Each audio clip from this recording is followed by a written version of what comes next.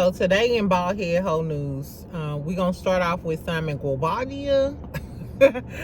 Miss Michelle A.T. Alien dropped her second interview, the second part to the interview with Simon, of course, talking about Porsha. First of all, he started off the interview talking about, I don't tell lies.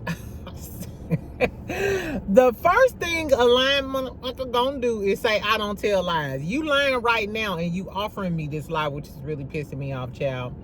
Other bald head ho shit that happened, Carlos King did a sit down with Chantel Christie.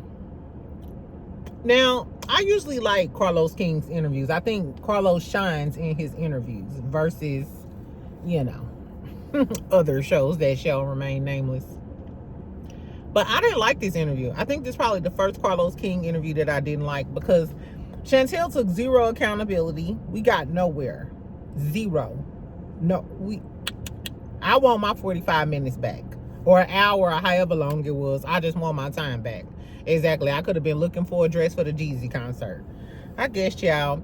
We also gonna talk about Nene and Trick interview. This is more like an interview show, ain't it? Exactly. Evelyn and Shaneice, they did their little podcast and addressed the game situation with her ex-best friend, Tiffany. So we got a lot to talk about, friends. So happy Thursday. Exactly. It's almost Friday. We almost there. Make sure y'all like, make sure y'all subscribe. Please subscribe, like I said, share me to the group chat. Anybody who need a snickle and giggle or whatever, I'm trying to get to 20,000. Y'all already know the tea. Okay, so what we gonna talk about first?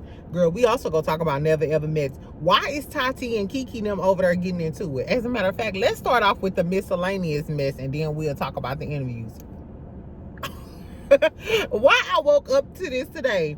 So y'all remember the show Never Ever Met, right? And Tati, of course, Tati, I did an interview with her. Go check that out. Tati, and I did an interview with Kiki too. Both of them, girl, you know, they all in a little duo. What's that girl name? Jay, Tati, and Kiki. They have a podcast. They like the Three Amigos. Baby, so they went to Houston this last weekend. And apparently, Kiki didn't have no money, or Tati paid for her flight or the room. She said she paid for her meals. One of her, I guess one of her meals was like $50. And Kiki ain't trying to pay her back. So she got on the internet this morning, posted the screenshots, said that she ain't said nothing. Tati said she called Brandon because Kiki wasn't answering in the group chat. And she said she knew either Brandon seen Kiki or Brandon talked to Kiki so he could relay a message to her because she stopped responding. Then, so the reason I guess she was going to this little thick weekend, it's called Thickums Weekend. I don't know. If y'all know what the event was in Houston, something about the Thickums girlies, I don't know. The moral of the story is, so she was supposed to go, I guess, with another friend group before she decided to go with Tati and Jay. And the girls from the other friend group said that she left them high and dry with the bill for the room because she didn't pay her half and at the last minute decided to go with them. So Tati, she didn't posted the screenshots. She said she going live on TikTok. She then went live on Instagram and told the whole story. Girl, Kiki, girl, text me. Kiki, if you see this girl, text me, DM me if you want me to talk. Or you need to get your publicist on this because Tati is really just trying to air you out. And I wonder how much the trip costs. Like, yeah, because I think Kiki live in Atlanta and then Tati live in Cali. Y'all just went to Houston.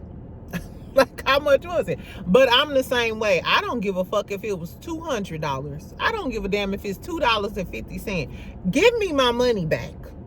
I'm sending you a Cash App request, a PayPal request, Apple Pay. You got cash? Exactly, because I sent a courier to pick my cash up, bitch.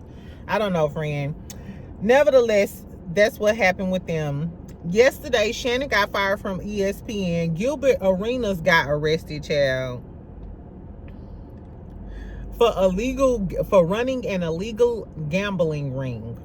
Now, on the face of it, everybody was like, motherfuckers can't play poker in their house because that's what they was doing. They was playing poker. But allegedly, this is what they're claiming, and it's a Fed case. He's out on bond now, but this might not go away like that because it's a Fed case.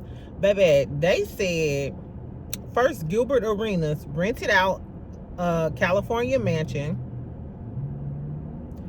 They had high dollar poker games, which was scheduled, like, you know, like every Tuesdays and Thursdays we gonna have these poker games. But this is, I'm assuming this is what made it rise to the occasion of being a federal crime versus, hey y'all, you know we playing spades and having a fish fry on Friday. Exactly. Bring the hen dog. Exactly. It wasn't like that. They said that he allegedly had bottle girls, women, working girl, Harry Hines girls in there to service the players. First of all, bottle girls in the house. Just think you walk into a spades game and there's some girls in there with sparklers. Bitch, if you don't sit the fuck down, it's ace high or deuce high. Girl, sit the fuck down, I guess. Anyway, they also were giving massages. They had valet, chefs, and it was ran like a business. I said, I ain't never pulled up to no Domino's game and they got a valet outside.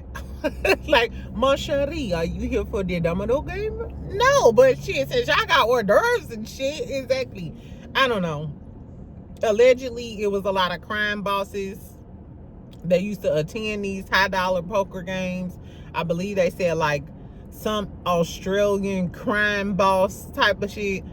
So it's given, they think Gilbert Arenas is mixed in with a whole bunch of international crime bosses, and they had these high dollar poker games, and Gilbert Arenas is the one who decided to rent the house.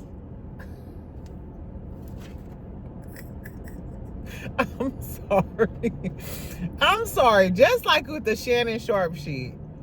Dude, y'all be making some bad decisions. I'm sorry. And I was so sick online of it. They always try to take down the black man. Why the fuck is the black man always on some bullshit? And it ain't even a stupid broke black man. It seems like as soon as you get some money, you out here renting out homes to crime bosses and bottle girls in the foyer and shit.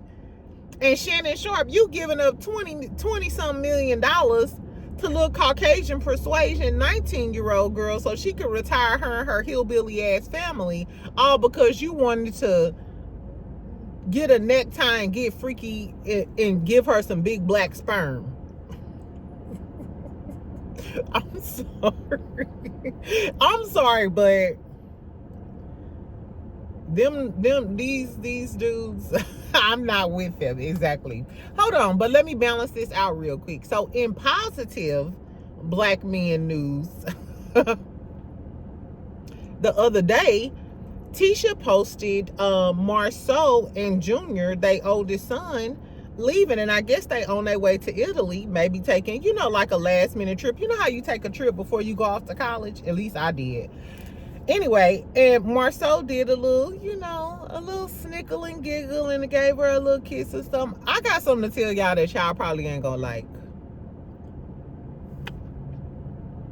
Or maybe it's the process of, maybe because it's slim pickings, but I think Marsau is probably my favorite character left on Love and Marriage Huntsville. I do. I think he's one of the most interesting ones. Exactly. I'm not a Mars soldier. Exactly. But the little clip was really, really cute, and it was cute to see. I do think he should get some credit because he started off and they called him a trash ass father at the beginning of the series. And as it turns out, he better than Maurice baldhead dirty ass. Marquez and Ken still fighting. Martell bald-headed ass won't even allow Melody's kids to be on the TV screen. I don't know what type of father he is to Dandruff's son, but you know, that's neither here nor there. Anyway, let's get into these interviews, child. That was just some random tea that was going on. Oh, and Diddy, girl. Before we get into the interviews, Diddy asked and filed for release. No, he requested so mind you, he put in a motion for bond. He offered $50 million, and he wants the judge to consider bond again with a $50 million bond package. I'm assuming his mama house in there. Y'all put my mama house name up. So yesterday, or I believe it was early today, he requested a retrial or acquittal. As soon as I read that, I was like, this motherfucker. Once you, it was like, this motherfucker just, I'm not a fan of Diddy. I hope he don't get out. And y'all know I don't like, I'm not here for the incarceration of anybody. But do y'all understand what they did? They literally, and shout out to the defense attorney, because they did what they was gonna do. If I ever get in trouble, call Brian Steele first. Young Thug and Diddy's attorney, call him first. I don't care who gotta get sold, what gotta get sold, your bald head granny, sell everything and go get me Brian Steele. Because this is what they did.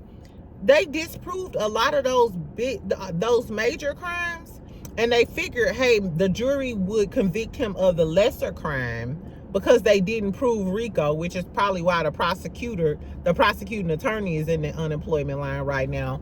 But now that the jury found him guilty of the lower charges, which I'm thinking the jury probably thought, oh, well, we don't think they proved RICO, but we want to get him on something. So let's just get him on the lesser of the charges. So we won't, he won't be fully acquitted, but we can get him on the lesser charges, which he was found guilty of those lesser charges, the prostitution and stuff. But all they have to do is go in there and prove that Diddy is not guilty of prostitution. The trafficking is the transport. On his face, the law on his face, Diddy ain't guilty of prostitution really, because he wasn't the ones having sex with the escorts. It was the ladies. And the ladies on the stand, if they pulled the trial records, they admitted that they consented to it. And Cassie was the one who paid most of the time. I don't even remember if they presented evidence showing that Diddy was the one who actually paid it. I remember they said he had that cash, but the two charges that he's convicted of on his face, they could definitely argue that those aren't valid. They said the Mann Act that y'all convicted Diddy of, he's not guilty of those crimes.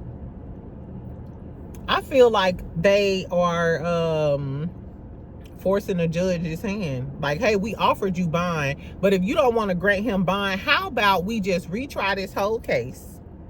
Now y'all original prosecuting attorney is fired. We can prove via the court transcripts that he wasn't the one having sex with these folks. The escort said that these ladies were the ones paying him. That damn Brian Steele child, I don't know what law school he went to, but they need an award. I'm sorry. I am not a Diddy fan. I think that man needs to stay in jail and all of the things. But I think that he has a damn good chance of getting out. You either gonna let him out on bond, or we gonna retry this case, or you could just give him an acquittal. The reason why they said a retrial or an acquittal, I feel like the defense is telling the judge, hey, we can retry this case and use up all of the state's resources and take all of your time, or you could just acquit him because you know this ain't gonna stand if we go back to trial. So it's up to you what you want to do. It remind me when I text my boss, like, I could take PTO or I could work from home. Just let me know which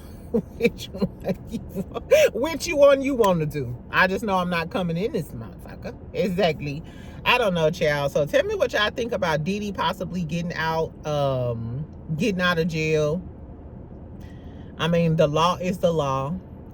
I wonder if they're going to pick up the state charges, because I feel like at the very least they should be able to try him with the battery charges and stuff like that. You know what I'm saying? So I wonder, after he's all my legal girlies, if they acquit him of the federal charges, can they pick back up the state charges and prosecute him in LA and in New York and in Miami?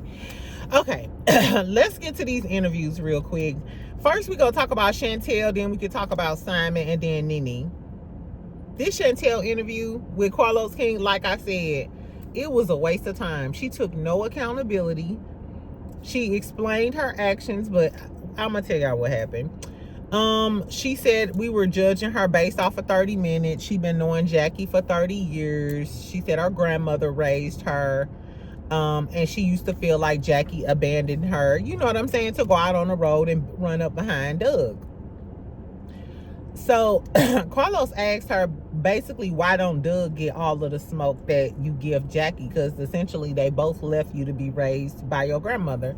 And she said that it was because Doug was her protector and Doug used to apologize to her and stuff. So I don't know.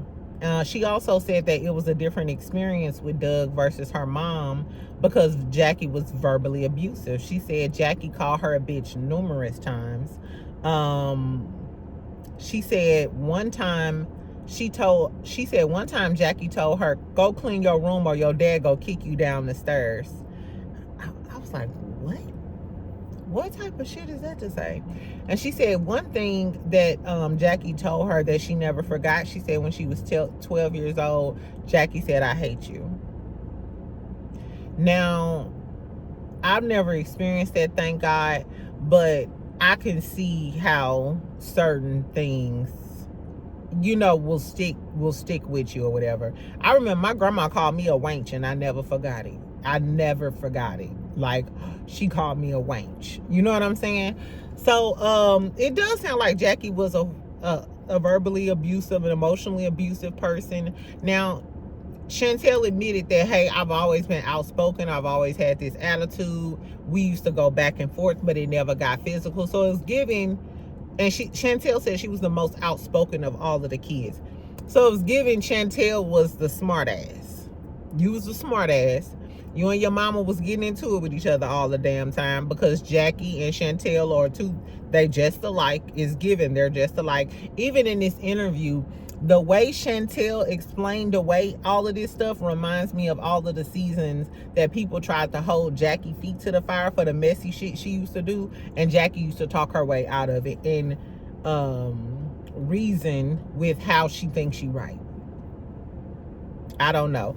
But I do understand where Chantel was coming from, because if your mama was trash and verbally abusive, it does sound like Jackie was a bad mama. You bitch, she was a flat out bad mama. I'm sorry. Anytime a mom to me calls their daughter a bitch, I'm done with you. I don't even fuck with girls like that. When I used to have friends and I used to hear them start cursing their kids out and shit, I'd get up and leave. Bitch, I don't want to hear that shit. And I low-key should call CPS on your ass, because you can discipline a child without cursing them out and blurring the lines. My mom used to always say that, like, you can't be talking to your child and then start cursing them out too. Or you can't be giving your child a spanking and then start hitting them with your hands too, because then they can't differentiate whether you trying to parent me or whether you trying to treat me like a bitch off the street.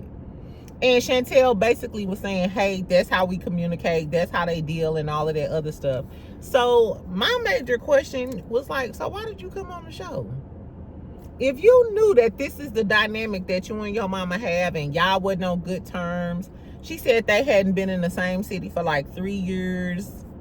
Why did you decide to move and come on the show unless she was broke?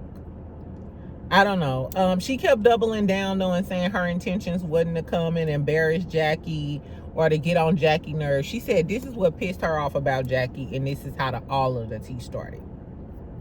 She said first, her and Jackie agreed not to talk about Chantel going through her custody battle and stuff with her child's father or her husband or whoever. She said, but the first thing Jackie asked was, how is so-and-so doing? The first thing Jackie did was bring it up. So that's why she was pissed off. Like, bitch, we've been talking about not talking about this. And I said, I don't want to talk about my custody battle. That was like one thing. That was like the one thing that she was like, this is off limits. I don't want to discuss this. And the first thing Jackie did was come in and mention it. Like, now I would have been like, too, like, bitch, didn't we just talk about how I said I didn't want to talk about this shit? She said that was the first thing. Then she said, this was some tea now. She said that Jackie tried to get Brandy to bring up some old lesbian tea about Chantel. I said, what the fuck? She said, and I'm wondering, is this before or after Chantel was trying to bring her being a bad mama up. Because I'm thinking, you started talking about how she was a bad mother. Did you bring that up because she asked how your baby daddy was? Because to me, that wouldn't rise to the occasion and then start calling you a bad mama because you mentioned old boy. Because you shut that down and nobody else brought it up. I don't know though. But at some point, allegedly, Jackie wanted Brandy to bring some tea to the group about Chantel, I guess, used to be a lipstick lover, swimming in the lady pond, eating on catnip, meow, meow, meow, getting her meow, meow, meow, meow on. I don't know if I don't know. I don't know if Chantel is a scissor sister or whatever the tea may be. But if my mama was plotting with somebody else to try to bring some tea about me, it'll be a problem too. It seems like behind the scenes, Jackie and Chantel were playing games like they was castmates instead of mama and daughter. You know what I'm saying? She also said that on the boat, it happened again because Brandy told her. So, Brandy, where you at? I looked on her story to see if she was going to say something. Somebody DM Brandy and asked her, did she see this Chantel interview? And while you kept talking about, I don't want to get into it, because remember on the show, Brandy kept saying, I don't want to get into family stuff. I don't want to get into family stuff. If you don't want to get into family stuff, then why did you tell Chantel that Jackie wanted to bring some tea about you being a lesbian to the group? Because that's really sound like that's what escalated the situation. Girl, these girls so fake. But she also said when they was on the boat, Jackie was trying to get Brandy to say it again. And Brandy bust out and was like, no, Jackie, I'm not doing it. No, Jackie, I'm not doing it. So Brandy was dead set on not bringing it to the group. But I guess Brandy still told Chantel? I don't know. I don't know. And I'm thinking, like, Jackie, are you just trying to get the heat off of you? And told Brandy to bring the tea about your daughter being a lesbian? And my whole thing is, or a closet lesbian, allegedly. My whole thing is, Jackie, you gotta be a trifling ass mama too. You know that girl is going through a custody battle. Why would you bring out something about her past sexuality and stuff? Because that's something that he can use in court against her. Now, bitch, I'm starting to think that you might have warranted being called a bitch. I don't know personally, because like I said, I had a really great relationship with my mom, but my mom would never do no shit like that. So I'm not sure if pushed to the edge, I might have had to curse a motherfucker out too. So I don't know, child. Anyway, tell me what y'all think about that though. Do y'all think that Jackie was trying to get Brandy to spill tea to the group about her being a lesbiana? I don't know. Anyway, then she said that Jackie saying that she had grandparents' rights that sent her over the edge too, because she was going through this custody battle. She said she was experiencing postpartum, this court shit she was just in over her head, stressed to the max. She said she was in therapy, but that shit went out the window because she was overwhelmed. She also mentioned another thing that really pissed her off was because Jackie kept leaving the scenes, like getting up and walking out. This was so childish. She said that in previous seasons, she used to always tell Jackie when, they used to be talking and shit, when them girls start going in on you, mama, just get up and leave the scene. So they be sitting there looking crazy, arguing with themselves. Don't sit there and engage with them. And she said under normal circumstances, Jackie would stay there, fight, argue, and throw things and stuff. And Carlos was like, I think all of the audience just kind of agreed that Jackie left because she didn't want to, engage like that with her daughter. That's why she kept leaving the scene. She kept trying to avoid the conflict. That's how I felt. Chantel said, I know that's what y'all thought, but in actuality, she was leaving the scenes because she wanted me to sit there and look crazy, and she wanted to drive me crazy. What? Chantel is just as delusional as Jackie. Literally. I was like, girl, what? So you think, girl, I don't know. I think Chantel, and she admitted she suffers from childhood trauma. Unhealed trauma. She hasn't, she ain't got that all the way together. But if you knew you had all of this unhealed trauma, why would you come on this show? And why would you let all of that energy out on Jackie? He asked her about Brittany too, and she said, I wasn't defending her. Why would I defend her and she wasn't defending me? She said because she used to call her in between the scenes and dog Brandy out. And then as soon as they start filming, she over there in Brandy face. So that's why she started calling her out about it. I don't know, child. She said the only thing that she regretted was when she mentioned that's why your husband gonna leave you and your kids don't like you. She said that was tacky and distasteful. She said that was her one regret. She said she talked to Shani right after the incident. A few of the girls called her after the show aired. What else did she talk about? She did talk about the fight. She said Jackie didn't make contact with her. She said, but she pushed her and she fell into the camera. So that's how we get the meme, because Jackie didn't make contact with her. Like Jackie didn't actually slap the taste out of her mouth. That's what she said. So then Carlos asked her, okay, so why did you go straight to the room and tell the other girls that your mama put her hands on you or something?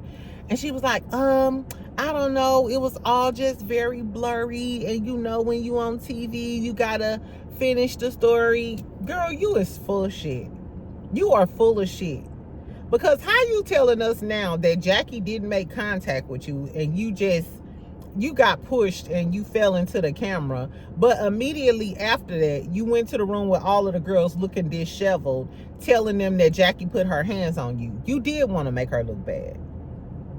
You did want to make her look bad. You're just trying to backtrack now and do some sort of damage control just in case you come back. The fans can feel some type of way about you. And I'm sorry, I don't think Carlos King held her feet to the fire the way he was supposed to. I think he was too busy trying to relate to her and his childhood trauma. I don't know. I don't like Chantel. I think Jackie is a bad mama. The interview was trash. I take that back. I ain't gonna say the interview was trash. My opinion about the situation, the fight, everything, I could take it or leave it. Y'all can go watch it at your own free will. Tell me what y'all thought about the interview. If I was Jackie, I wouldn't even respond. I do want to know from Brandy, did Jackie want you to spill that lesbian tea? And why did you go back and tell Chantel that? If you didn't want to get in nobody's business and try to act like you was being a neutral party. Because in actuality, you wasn't being a neutral party. You was being a messy, tacky bitch. I want Malaysia to come back on and really get with Brandy. If we see another season of Basketball Wives, my one wish to you, Shani O'Neal, outside of staying off my TV screen because you know I don't like your ass, I want you to go get Malaysia Pargo with the fashions and the looks. Go get LaQuisha from Compton. No, exactly. I don't want Malaysia Pargo. I want LaQuisha from Compton, season 1 LaQuisha, to come and get Brandy Maxfield together. Because I don't want to see Jackie and her daughter, and I can't stand Chantel or the big three. I want to see Malaysia get Brandy together for being a fake ass friend and a fake ass bitch. That's what I want to see. Exactly. Anyway, on to other news. Fuck Chantel. Simon did, Michelle Alien, she did a part 1. I talked about it. She did the part 2 with Simon. Like I said, girl, he talking about I don't tell lies. You can't make this shit up. As soon as he said I don't tell lies, I was like, child, let me write this shit down. The U.S. of A., formerly known as the United States of America, said that you've been over here on some fraud shit, different names. They said you've been lying for 25 years trying to get into the United States. So what are you talking about? Girl, he is crazy as that thing. He said that him and Porsha was over in Dubai. He was trying to get her a golden citizenship. He was basically trying to make sure she had citizenship in Dubai, because Dubai has the top, the fastest growing economy, I believe, and he wanted to do business over there. So of course, Porsha, he was like, she's a notable figure. I wanted her to have citizenship so she could work with the best people and expand her brand. You wanted to tap into the business over there, and Porsha said that you was over there trying to put businesses and shit in her name and do all of this stuff. I think that's what the real tea was. I can read between the lines. Simon Guobadia. Anyway, so this chocolate bald head, anyway, he said he was scammed because Michelle asked him, she was like, oh, did you see warning signs? He said, yeah, he seen warning signs that he was being scammed. He said a month into the relationship, Porsha was asking for $30,000 allowance for a month.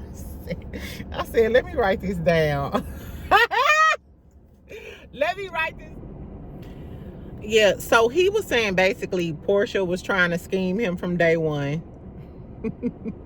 My whole thing is, stop lying. You was down for it, because then in the next breath he says, yeah, you know, that's just the culture that I was raised in. If you with me, bills is not a thing. I don't give a damn about no bills. He was like, if I could afford to take care of my wife, if I could afford to take care of my girlfriend too, that's on me. That's just how we get down.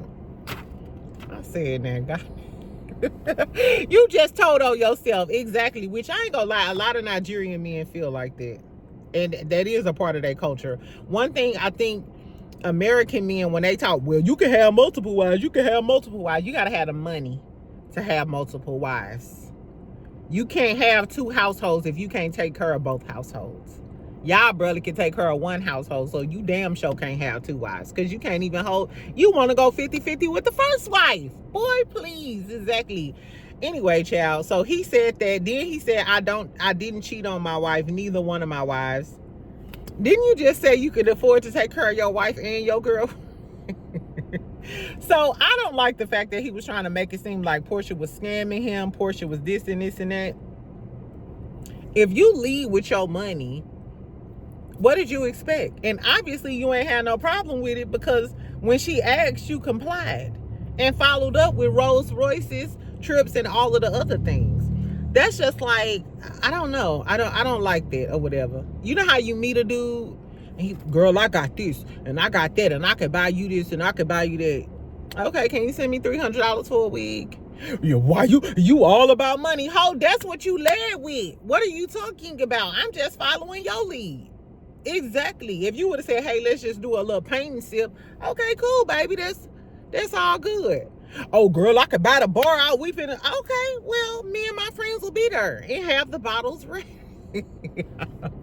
I don't know. I don't blame Porsha, because like I said, she already knew what time it was with you, and you knew what time it was with her. You wanted a hot, thick Georgia peach, looking fine, and you wanted somebody with social status.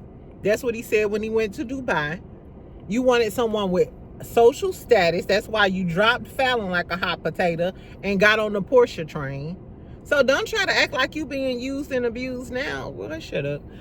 Anyway, so he was talking about, you know, how he'll do all of these things for his wife and provide her lifestyle. He didn't think it was a big deal. He was like, his wife can work if she wants to. That's show pleasure, because people add value in different ways. I did like when he said that, about the value situation. He was like, value doesn't necessarily mean money. So I may pay all of the bills and stuff, and she's a stay-at-home wife, but her value is in raising the kids, taking care of the home, planning the vacations and stuff like that. So I like that, because I do feel like a lot of stay-at-home moms, a lot of people kind of minimize their role or whatever. I'm not sure if y'all, I was a stay-at-home wife for a little minute, and it's still a lot of work, because literally that man wants you to kind of take care of everything. So outside of just managing your life, you got to manage his life, the kids' life. It's a lot. Exactly. So anyway, so then he started talking about the divorce and shit. He basically said he's gonna fight tooth and nail. He said he go fight he said, I'm gonna fight till the day I die for what I believe in.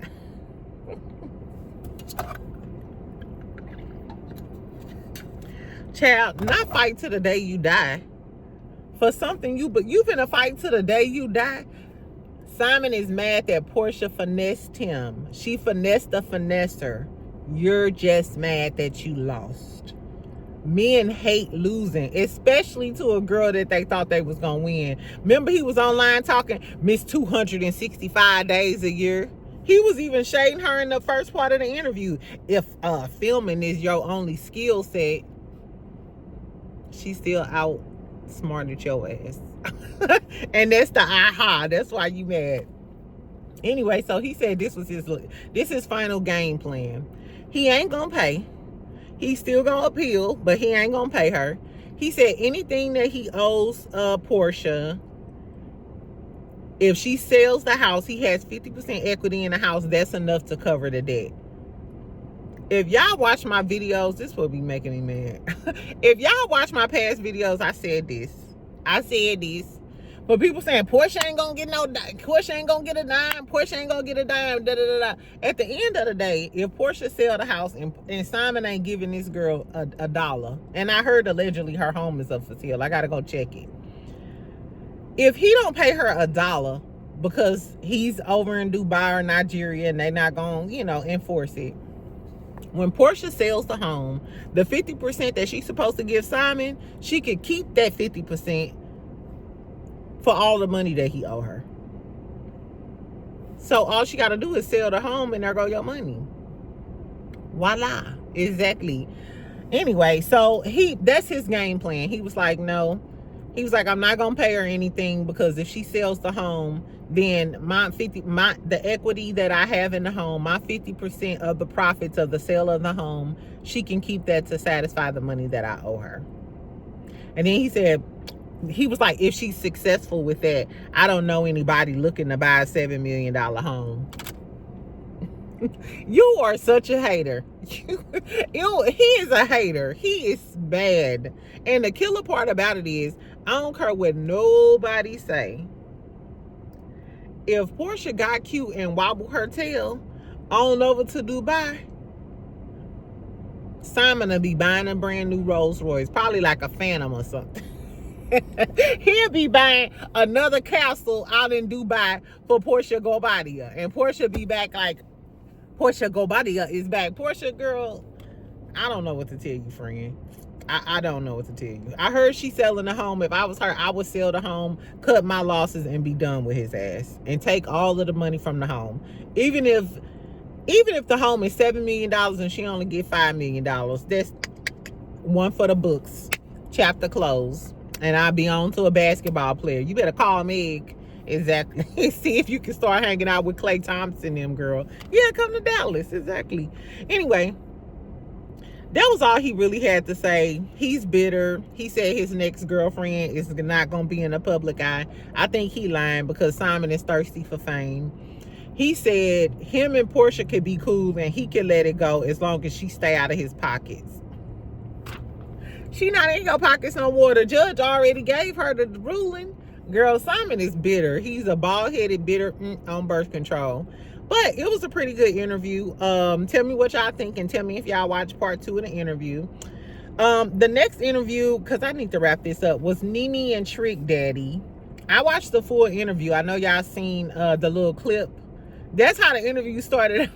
The interview literally started out with Nene Nene looks good too in her little black satin pajama outfit looking thing. You better go. Anyway, so she started off and was like, what's up, Trick? I ain't seen you since we was cooking at your house, because Nene was on his show. You know, Trick got the cooking show and he got some good food too. If y'all ever in Fort Lauderdale or Miami, he said he opening his Fort Lauderdale location, I believe, in like a week. And he said he wanted to open up a location in Chicago, Atlanta, and somewhere else. I don't know, but Trick, okay, I'm here for it. She said, I ain't seen you since we was cooking in your kitchen and shit. And he was like, yeah, thanks for swinging by. She was like, I meant to tell you, I don't like when you be doing all that talking over the food and shit. Trick was like, bitch, what you say? You can tell he liked Nene because Trick would have cursed anybody else out. We know how Trick get down. he would have went off on anybody else, Chad. Nene was like, yeah, you doing all that talking and stuff, so. And he like, well, it's a talk show, ho. You know what I'm saying? That's the whole premise of my show, is to talk shit while I'm cooking. You know what I'm saying? Which I get an attitude too. That's why I don't like nobody in the kitchen when I'm cooking. because I'ma talk some shit. I'ma talk shit. I'ma dance around. I'ma have me a cocktail, baby. I have fun when I be cooking, whether it turn out good or not. Anyway, so Nene was like, now what if I came over on a date and you talking and cooking and shit? And Trick was like, see, now if you come over on a date, the food already gonna be done. All you gotta do is come and eat. And after you get done eating, you gonna have the itis and you gonna wanna lay down. And then he was like, and then what? I said, Nene, you like you a little hood. You didn't went from the Noni, that African who think he can dress better than you can. And now you wanna skip on down to Lauderdale to the 305 and get with a ratchet man like Trick. Cause she like, Indian wood. Girl, Trick was like, yeah, I'm about that life. It was so cute. They was flirting with each other this whole time. Exactly. Nene wants some of that ratchet Trick. And it was funny too, because Trick, when they was asking him about the relationship and stuff, he was like, ain't no shame in my game. Shit, I'm freaked out the frame. I'm Mr. Booty Eater, you know, toe sucker. I do it all. Trick Daddy is crazy, child. He started talking about how he don't do threesomes no more because the girls always try to take over and it be like the girls munching on each other. She asked him about Joy because he mentioned his wedding being shot up. Their wedding was shot up with like helicopters and it was like a whole debacle. And he was like, man, I ain't tripping off Joy. Joy dating, doing her own thing. He was like, he was telling Joy that people be dating her because they fans of Trick. And Nene was like, that's how I feel about my ex. Girls like you because you dated Nene Leakes. And I believe that's true. I do believe that's true. Anyway, he was like, yeah, any man or woman Joy get with. And Nene was like, say, wasn't that Joy dating women? He was like, Miami girls gonna eat on everything off the bone or something. He said something slick like that. He was like, yeah, these Miami girls, y'all down there eating the coochie off the bone. I said, why did he just out Joy like that? Remember though, on that last season of Love and Hip Hop Miami though, the girl that Trick used to mess with was trying to talk to Joy too. Yeah, out of all of the interviews that I saw, the Chantel interview, the Simon Guobadia interview, and the Nene and Trick interview, the Nene and Trick interview was the best. It was the best. At the beginning, he was telling us how he had got caught with 3 keys of cocaine when he was like 16. He went to jail. He did 4 years in prison. Then he talked about how he got in the game because Nene kept asking him, how did you get in the game? I think Nene was trying to ask him, how did you get in the music game? But Trick kept talking about the trap game. Like, we're not talking about the cocaine no more. Exactly. We talk about how you got in the rap game, Trick. But it was all still flowing because Trick could tell a good story. So I was all in. He said how he got discovered was basically 2 Live Crew was having like this rap contest. Yeah, they was having a rap contest. He won the contest. He moved in with Luke, Uncle Luke. Why did he say he was on the song Captain coming, bang, bang, but he said that was him on the song. I never knew that. Exactly. Trick that in don't watch your mouth. Exactly. Anyway, so he said that's how he got his start. He won the 2 Live Crew rap contest, moved in with Uncle Luke, met the owners of Slip and Slide. When You Know Nene came out, he was like that. Once that hit the radio, it changed his life. He made millions. He split his first million with everybody in the label. For those of my classy girlies, and I'm sorry, whether you classy, ratchet, a auntie, a uncle, or a niece, you should know You Know Nene. Now y'all know Nene. Oh, that meant talk like me. He said he knew Trina. And she asked him about Trina too. He said he knew Trina. He'd been knowing Trina since grade school. He said Trina has always been that girl. He said if you live in Dade County, you always wanted to talk to Trina or one of her crew because Trina was that girl. he didn't necessarily say Trina knew how to rap. He said because Trina was fine and Trina was that girl, he just wanted her to get on the song and talk shit back to him. And if you listen to You Know Nan, Trina is literally just talking shit to him. That I thought like me, you know, like me, you don't know Nan hoe. You know what I'm saying? She literally is just talking shit to him. Anyway, he said he made $25 million his first few years, but he went broke. He wasn't paying his taxes. He said he filed for bankruptcy 3 times. He just getting his taxes paid up, so y'all get y'all shit together. Then she asked him about his health stuff because, you know, he was hospitalized a few times and stuff. It was all in the news. He said that he had lupus flare-ups. He said that he stopped taking his medicine because he didn't want to be on medicine for the rest of his life. I know a lot of older people who feel that way. But he said that he was doing good. He was in good health. He said that he doesn't sleep often. I thought this was kind of sad. He said he didn't sleep often because he was scared to go to sleep because he's scared he might not wake up. I said, oh my God. I've experienced that before though. Have y'all ever been scared to go to sleep because you know what I'm saying? You was scared that you wasn't gonna wake up? I don't know. I thought that was kind of sad though. But in general, he was saying that his health is cool. He hasn't been taking his medication though, which I'm not sure is a good thing. I'm not real knowledgeable of lupus and how it affects your system and what you need to do. But I hope Trick is well. Like I said, I enjoyed the interview. It was funny. It was cute banter. At the end though, he was told Nene, he was like, if you ever need a place, he was like, my face will always be a place for you to be.